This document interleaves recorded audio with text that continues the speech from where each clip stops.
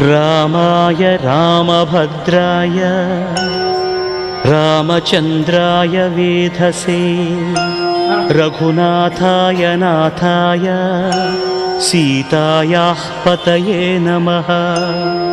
श्रीराम राम रघुनन्दन राम राम श्रीराम राम भरताग्रज राम राम श्रीराम राम रणकर्कश राम राम श्रीराम राम शरणं भव राम राम।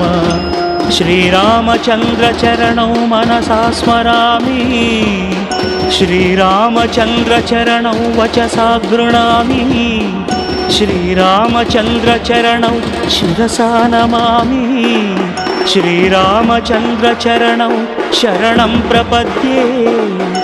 माता रामो मत्पिता रामचन्द्रः